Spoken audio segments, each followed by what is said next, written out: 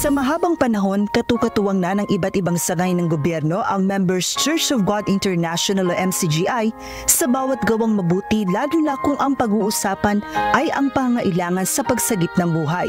Isa na rito ang regular na pagdaraos ng bloodletting activities. Sa lalawigan ng Batangas, nasa 160 bags ng dugo na ang naipagkaloob ng grupo ngayong taon.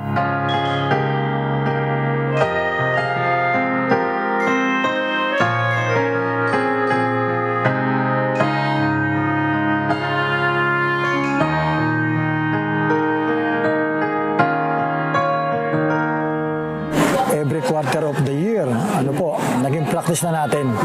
Hindi natin to pinakakawalan. At may mga chapter o lokal na nagkakantak sila kahit hindi naman quarter of the year. Basta naka 4 months na or 3 months, may get, pwede na. Kaya tuloy-tuloy ito, wala na itong hinto hanggat may buhay at lakas pa.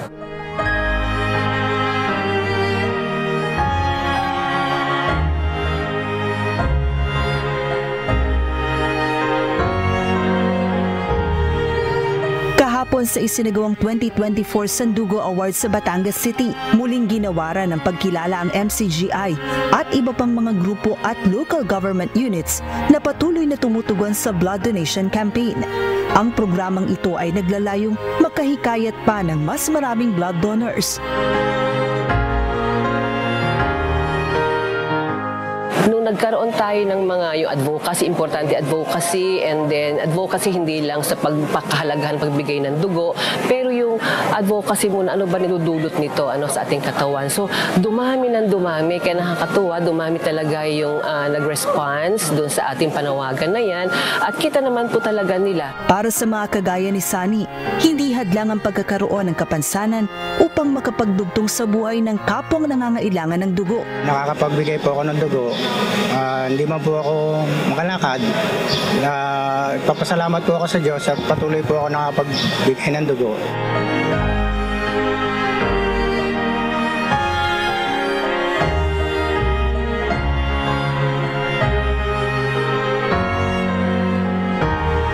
Kaya naman taus-pusong nagpaparating ng pasasalamat ang mga pasyenteng regular na recipient ng mga dugong nalilikom sa blood donation drives. Kami po ng kapatid ko, we are both diagnosed with thalassemia po, and buwan-buwan po kaming nagsasalin po, and minsan po twice or thrice a month po.